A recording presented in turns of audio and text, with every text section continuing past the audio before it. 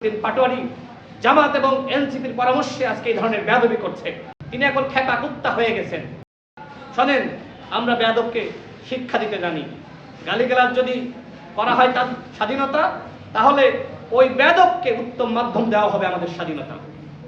আমার প্রশ্ন হলো, নাসিরউদ্দিন পাটোয়ারি কি আসলে জলাতঙ্ক রোগে ভুগছে?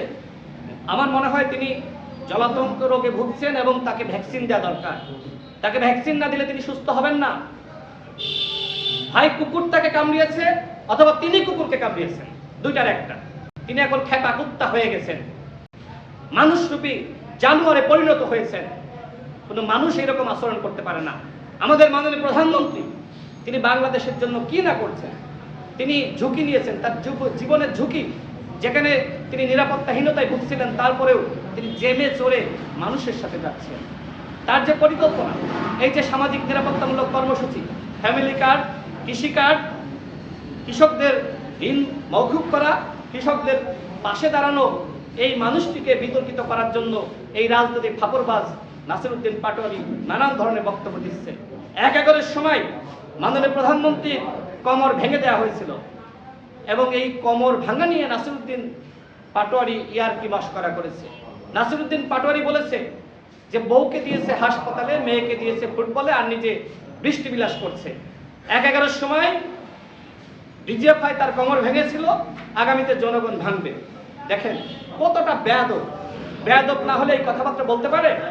দেখেন, রাজনৈতিকভাবে সমালোচনা করা আর ব্যক্তি আক্রমণ করা এক নয়।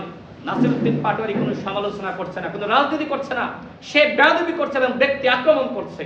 সে সরাসরি টার্গেট করেছে মাননীয় প্রধানমন্ত্রী, শহীদ প্রেসিডেন্ট জিয়াউর রহমান এবং মাননীয় প্রধানমন্ত্রীর সহধর্মিণী তার কন্যাকে সে টার্গেট করেছে। অর্থাৎ জিয়া পরিবারকে প্রশ্নবিদ্ধ করার জন্য শহীদ প্রেসিডেন্ট জিয়াউর রহমানের যে আদর্শ, সেই আদর্শকে প্রশ্নবিদ্ধ করার জন্য আজকে নাসিরউদ্দিন পাটোয়ারি জামাত এবং এনসিপির পরামর্শে আজকে এই ধরনের বেয়াদবি করছে। শোনেন, আমরা বেয়াদবকে শিক্ষা দিতে জানি। গালিগালাজ যদি করা হয় তার স্বাধীনতা, তাহলে ওই বেয়াদবকে উত্তম মাধ্যম দেওয়া হবে আমাদের স্বাধীনতা।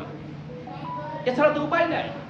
একজন পাগল উলঙ্গ হয়ে উল্টা পাল্টা আচরণ করছে, ওই পাগলকে আপনি ভালো কথা বললে শুনবে? আজকে নাসিরউদ্দিন পাটোয়ারি একজন উলঙ্গ রাজনীতিবিদ, সে পাগল হয়ে গেছে। সুতরাং এই পাগলকে উত্তম মাধ্যম না দিলে তো সে ভালো হবে না। ভালো হবে হয় তাকে পাগলা গারদে নিয়ে চিকিৎসা দিতে হবে, অন্যথায় যেখানে সে উলঙ্গ হয়ে বিব্রতকর পরিস্থিতি সৃষ্টি করছে সেখান থেকে উত্তম মাধ্যম দিয়ে তাকে বিদায় দিতে হবে। এছাড়া তো উপায় নাই। হ্যাঁ, আমাদের আইনমন্ত্রী অত্যন্ত তিনি একজন সজ্জন ব্যক্তিত্ব। তিনি বলেছেন যে নাসিরউদ্দিন পাটোয়ারি বা এনসিপির এই রাজনৈতিক কার্যক্রমকে আমরা রাজনৈতিকভাবে দেখছি।